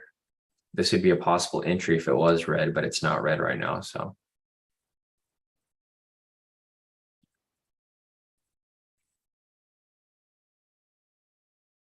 all right, so it's still blue. So it's fine. I don't mind if price continues to move along sideways here, because we need this to shift price to the downside. Trend meter is now blue. I'm waiting for it to turn red.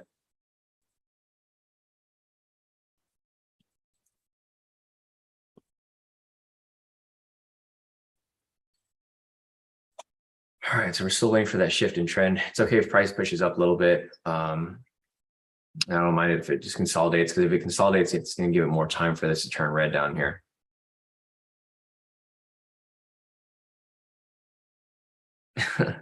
Dijon said he should have taken the sell with the higher lot size. It always happens, right, Dijon? Like when you lower your lot size, the trade plays out perfectly. When you increase your lot size, trade plays out horribly. It's all about trade psychology. Like for me, that's why I always stick with 10 lots. It doesn't matter like if I'm trading 100 pips, 300 pips, etc. As long as I'm within my proper risk, I'll use a 10 lot. I don't really change it too much unless I'm going for like 1,000 pip move. Then okay, at that point, I got to change it up. But typically, I just stay around the same. All right, so price is pushing back up right here. It's completely fine. Trend meter right here is still, it's back to green, unfortunately.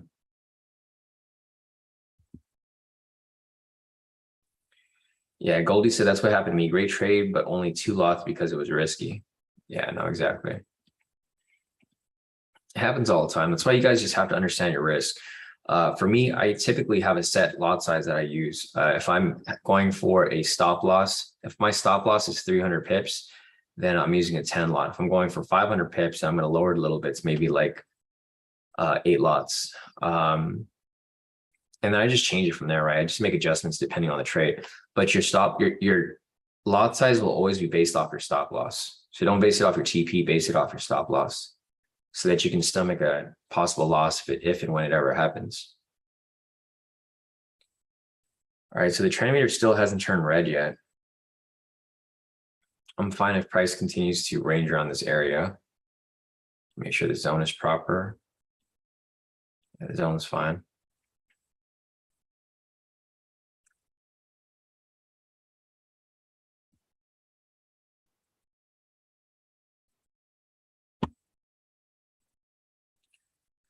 Zachary's asking, can you explain strategy in regards to trailing stop loss. So I don't really use a trailing stop loss, Zachary. The only time I use a trailing stop loss is when I'm taking a speculative move.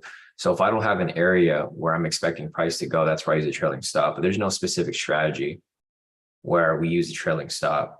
So unless you have a specific strategy that you want me to tie hand in hand with, I can do that. But there's no specific strategy that uses a trailing stop loss. If I use a trailing stop loss, it's typically like for the breakout or something like that, because the breakout will push pretty far. And instead of using a TP or a stop loss, I just continue to trail the stop. So, with your question, are you confused with like how a trailing stop loss works, or are you confused with like what strategy to use? Because there's no specific strategy, but if you're confused with how it works, I can explain to you that. I just need a little more detailed question from you. So yeah, if you can follow up on that, Zachary, okay. So Zachary said he's unsure how many pips to set it at. I typically set it to 100 pips. So I usually, what I do is I set my stop loss still there. So I have my stop loss at 300 pips, right? Here, I'll just show you what I do. So basically, say for example, I'm taking a sell right here, right? I have my stop loss set at 300 pips, but I have a trailing stop at 100 pips. I have no TP. So TP is unlimited, right? So the way that I use it is that, so when price drops 100 pips, let me just show you real quick. I'm going to put a line there so I can see where 100 pips is. All right, so this is how it works when I do it. So when I do it, I don't have a TP. My TP is unlimited. Right, so my TP could be anywhere down here. What happens is when price drops into profit, so when it drops into profit right here, at least 100 pips, the trailing stop activates. So my actual stop loss deletes, and then my stop loss is moved in profit. So as price continues to move lower, this trailing stop will just keep following the trade 100 pips away. So if it does pull back a little bit, it won't exactly kick me out of the trade, but if it continues dropping, it just continues to trail it. Does that make sense, Zachary? That's how I use it. I use it where I set a stop loss. I set my normal stop loss, but then I also have a trailing stop. So the trailing stop takes over for the stop loss once it reaches 100 pips. Typically, a lot of our trades here almost always hit 100 pips. So what it does is that it guarantees my break even, and then it follows it deeper into profit. So does that make sense, Zachary? If you're still confused, just let me know and I can try to find a different explanation. I know I just told you the pips though. Zachary said, yes, I'm just unsure of the amount of pips. I told you what I do. So if you want to do it the way I do it, you could do it, but I can't tell you what's going to make you feel better, right? If you're not confident with 100 pips, then you'd have to figure out what makes you confident, right? You can set it to 100. I mean, it's up to you. It's your trade. So, if the 100 pips is too tight for you, then you can make it wider. But for me, that's what I do because I like to keep it tight. Whenever I take trades with a trailing stop, I almost guarantee break even at almost every trade. The only problem with that is that it's too close, so that sometimes, you might get stopped out too early. So I can't tell you what you feel comfortable with, but I just told you what I do. So if you want to do what I'm doing, that's what I do. If you want to figure out what other people are doing, you can also pop into the chat, right? I'm not the only person that uses trailing stop. So what you can do is you can pop into the chat here and just, ask somebody like, hey, does anyone here use a trailing stop? What do you set your trailing stop to? You can do that. Just put a message like this in both of the chats, and I'm sure someone will message you because there's a lot of people here who use trailing stops. I mean, you can just look at the people who are taking trades here. If you scroll up over here, let me see. Okay, so Dell over here, right? You click on his profits, he has a red strip. He's using a trailing stop because he gets stopped out in profit. You can just message Dell and say, hey, Dell, what do you typically use for yours? Because not everybody does it the same way. For me, I'm very conservative. So for me, I want to almost guarantee profits for every single trade because I don't like to lose any trades. And that's why I have it so tight. I think there's a couple other people here who use it.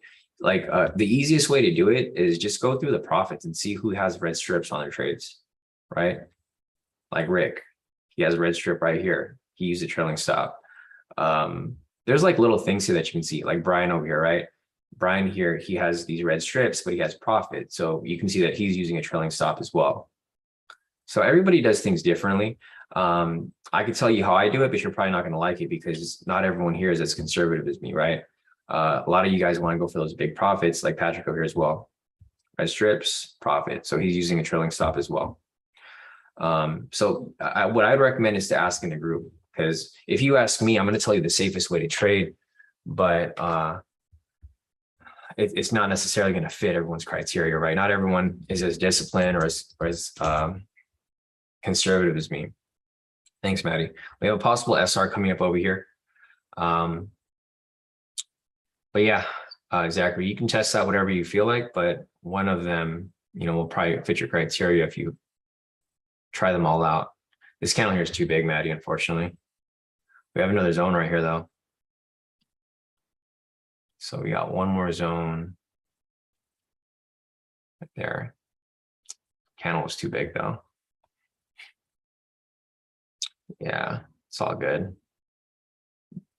All right, trend meter is now red. So if we can get another wick rejection off this structure with a moderate red candle, then we can take this for another sell.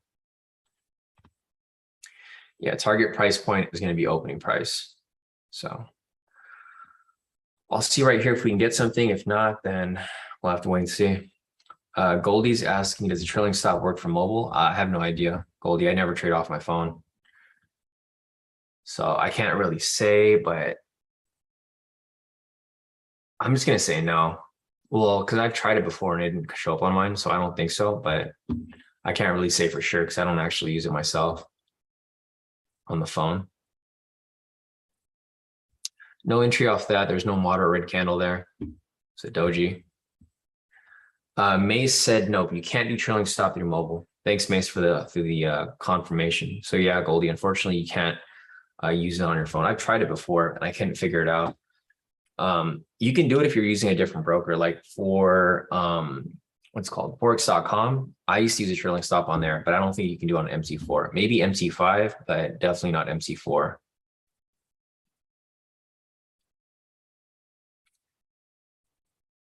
Man, it's 8 o'clock. I was hoping we'd get one entry until then, but we didn't. This note here would have been good too, but there was no trend meter aligned with it. Also, it was right at the sessions.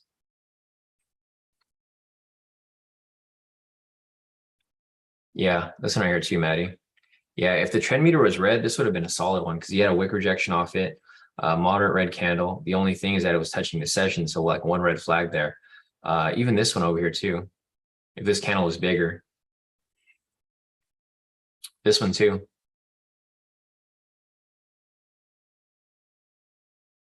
But the candle was too big. So there was like 3 back-to-back here that came up. Like this one would have been good. This one would have been good. This one would have been good. Yeah, 757 right here, Maddie. But it candle was just too big. All right, Goldie, have a great weekend. We'll see you here on Monday. Seth said eggs and Patron for breakfast, right? DeJohn said, I thought about that wick off the pivot, but I skipped it. Yeah, sometimes it works out pretty well, though.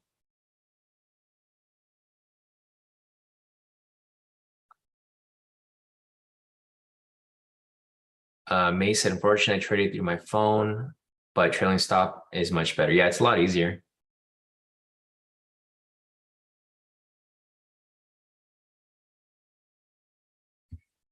Let's see. So if I don't see anything come up anytime soon, I'm probably going to call it a week.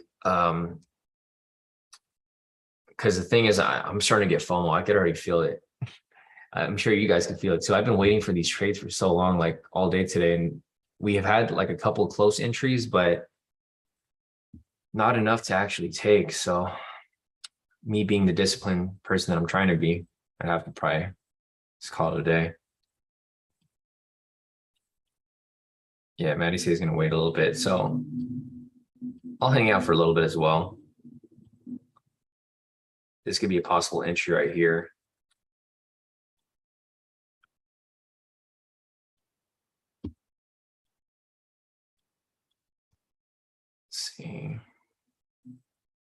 So this right here is trading view frozen. This right here is an entry. Let's see if I get into it. So this is an entry for an S-star rejection. Let me see if I can get into it. Oh, that pushed so fast. It hit my TP right away. I entered it right when it pulled back right here, and then it hit my TP for 860. Slippage, whatever. But I got my trade here.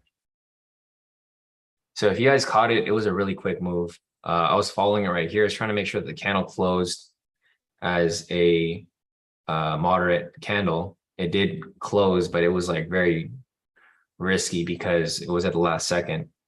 So I waited for it to bounce around this area. Its price started to drop a little bit. I hit my sell button here. My trade manager was already set up. So the TP was lined up as well. And there goes my trade for the day. Let's see. So just a heads up, guys, I actually started a TFF challenge. So I got like 6 accounts now. I gotta pass it though.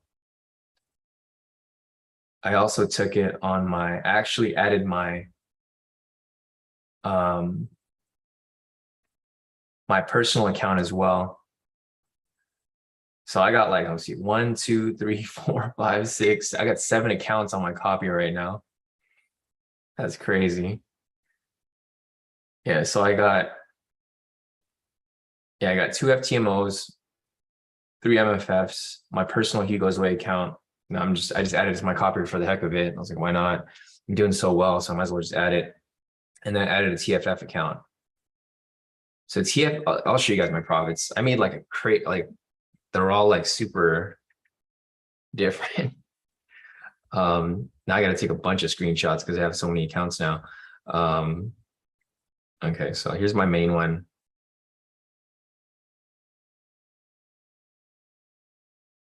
Made 860 off this one. Damn, I got a lot of accounts on my copier. Hopefully this doesn't, well, I mean, I can see the slippage here. Obviously, there's like different profits across every account.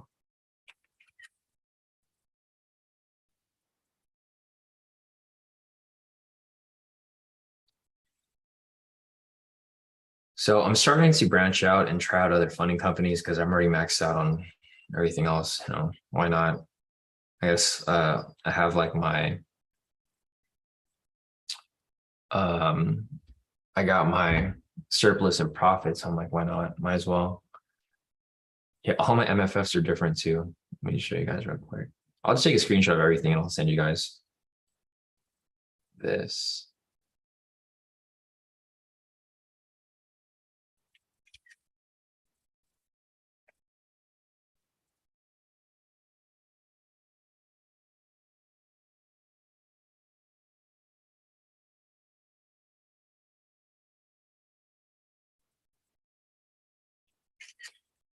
I got too many accounts here now.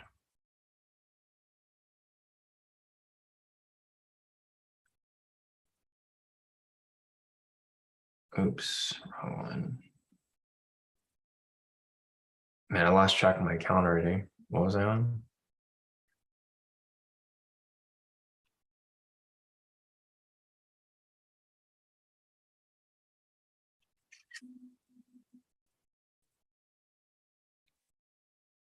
Okay, this is probably going to be the only time I take a screenshot of all my profits because I have too many accounts now. I can't, this is taking too long for me to screenshot everything. I'll just screenshot a couple of these. Probably like one of each. Or I'll just save it till the end. Because I got 7 accounts now. It's like I got to go through every account and take a screenshot of every profit.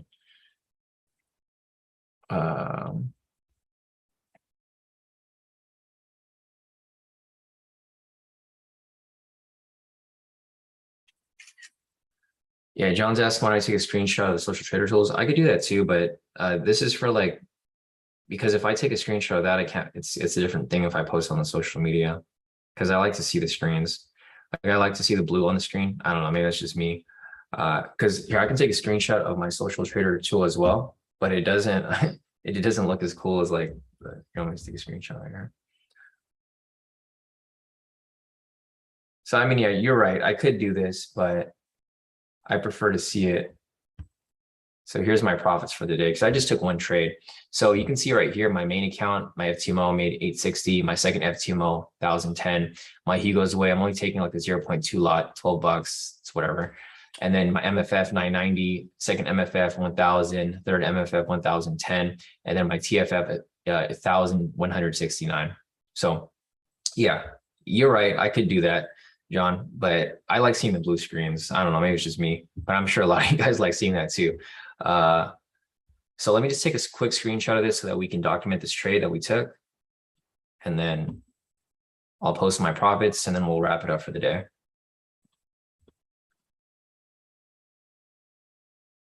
Yeah, I don't know. I think it's just a mindset thing for me.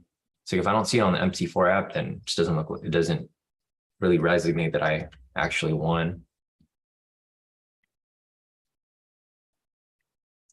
Because like you guys can see here, right? So all the blue screens, this like, I don't know, it just makes me feel like I did something versus if I just have that one screenshot. But I can take a screenshot too. It's not a big deal. It's probably easier and quicker too. So here are all my accounts. So I got so many accounts right here. 1, 2, 3, 4, 5, 6, 7. All right, so here are all my profits. You guys can see all of my accounts here. You can tell that they're all different accounts because the profits are completely different for each one. So here's my FTMO, my main one. You can see the green strip right here. I just took that one trade really quickly, locked in 860. Here's my FTMO copier. I locked in 1010. Here's my MFF. I locked in 990. My second MFF 1000. My third MFF 1010. My third MFF 1200, and then my Hugo's Way account personal just locked in the 13 bucks right here. So not bad. I mean, I got a lot of accounts now. I just got to make sure I don't screw up. So this is why I'm a lot more conservative. So you guys are kind of like, you know, this is why I fit under this criteria where I don't really care about catching these huge moves because I took one trade today. I hung out with you guys for like a couple hours. If you add this all up, this is just one trade. 860, 1010, 990 plus 1000. It's like I'm trading like multiple trades, but realistically, I'm just trading one trade.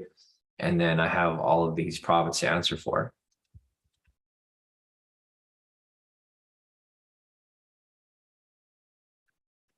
So this is all my profit for just that one trade, right?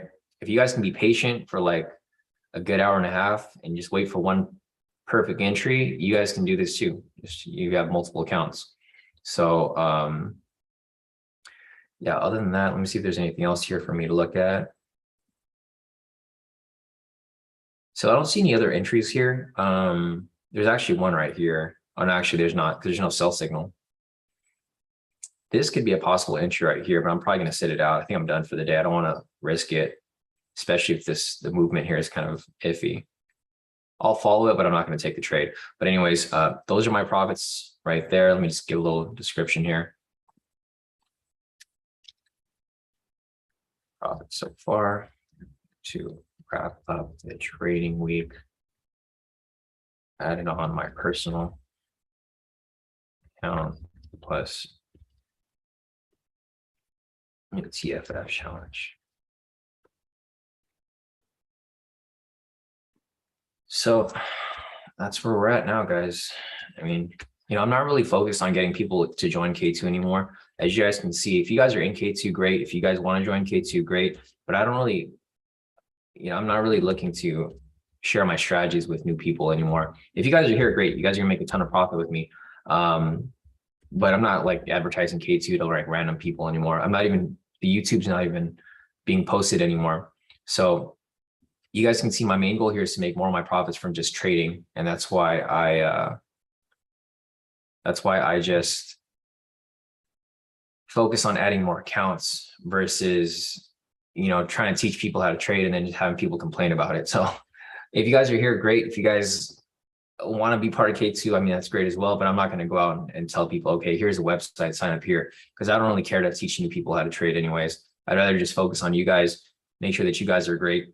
You know, the next step in this whole K2 thing, or not in K2, is Kodi Kai now. The next step in this is for me to create my own funding, right? So I want to create my own funding. And then from there, I'm going to focus on you guys who are already here in K2. I'm going to make you guys like the best traders possible so that you can trade my funding, right? Once you guys trade my funding, we're applying the same strategy. So I know it works. It's not like you guys are doing something random. Once we get to that point, then we're all going to make a ton of money together, which will be perfect. We'll just keep it within the ecosystem, within the K2 ecosystem. So I don't have to worry about people applying their own strategies and losing trades and blowing accounts. Because if you guys are literally just applying what I'm applying here, like the same strategies, it's almost guaranteed that you guys are going to make a ton of profit and you guys are going to be consistent. It's just, it's really finding your consistency and discipline. So let me see some more profits over here. So we got a couple profits from, we had a couple profits here from Mace. Mace is currently up 25,254 for the day. Nice work, Mace. B over here currently up 3,095. Nice work, B. John over here currently up 639. Great work, John. And then obviously you guys saw my profits right here. This is the profit list as well. And if you guys have more profits post up, feel free to send them in. Josh over here as well, currently up about 300 for the day. Nice work, Joshua. Solid. Not bad at all. David over here as well, added another profit, locked in 26.40. So total profit for the day is about $50. Nice work, David. Scrolling down further, Maddie over here as well. Maddie's about 1,406 profit for the day, 2 wins, no losses. He said did around 4% for the week, 8K. Nice work, Maddie. All right, so you guys did pretty good. I mean, you guys can see here that all you guys pretty much killed it for the most part. Seth here as well, currently up 12,424 for the day. Nice work, Seth. All right, so you guys did pretty good. Peter said Steven will be the first one to get an account, right? Man, where is Steven at? Steven, if you're in here, I want to be on your opposite copier because Steven knows how to blow accounts. So I definitely want to be on your copier, but I want to be doing the opposite of every trade you do. I mean, I'm being serious. Steven's like really good at calling bad trades. So, and this is not, not even joking. Like I'm being serious. Like if Steven was to add us on his copier, man, we'd be balling out. Because he takes a lot of trades. Like he takes a lot of trades, but they all lose. So if we can do the opposite, because you guys can do that. If you guys have used copier before, you can set your copier to take the opposite trades. And this isn't necessarily a bad thing. This doesn't mean that Steven's a bad trader. This just means that Steven knows how to call losers, right? So if he knows how to call losers, I'll do the complete opposite of him. Like he's just good at calling trades, just trades that aren't going that direction. Or the complete opposite. So I don't know. I got to talk to Steven. Where's he at? He's not even in here. He's out there testing this EA. I don't know. He's doing his own thing right now. He's still in the group, but he's like testing this EA, hoping that it'll help him pass his challenge. But I mean, honestly, I got to talk to him. I got to tell him that he should just do a challenge, but set up a copier. So he'll trade a demo account, but then his copier will do the opposite. You guys get what I'm saying? Because he knows how to call bad trades. So he'll trade a demo account, which takes all the losing trades, but his copier will do the opposite and take buys. He'll do the reverse trades because he could literally pass this challenge. Like it's crazy. I got to talk to him. I'm going to message him right now, actually, because that's pretty lucrative. Like, I know we always joke around about it, but I'm being serious now. Like Steven's blown so many accounts where we can trust that he's going to call certain trades, but it'll be beneficial for all of us. Maddie said, gonna reverse Steven's trades too and buy a Eurus after the K2 live. Right, Maddie? But all right, guys, all jokes aside, everyone have a great weekend. Be safe. We'll be back here on Monday. And, once I get Steven back in the room, we can probably talk to him about it. I know he's just doing something else right now. He's trying out some EA that he found that he thinks will pass the challenge. Obviously, I don't think it's gonna work, but we'll see. All right, guys, I think that's it for the day. So have a great, let me see, actually, 1 second. And Nelly over here trying to figure out how you got some of you guys past challenge in one day. Pretty good start for his demo. So Nelly over here is trying to see how people are passing their challenges so fast. He tried a trial account here and he actually did pass in one day. So you guys can see it is possible. It's just, you got to take a lot of risk to get to that point. So, All right, guys. Other than that, have a great weekend, and I will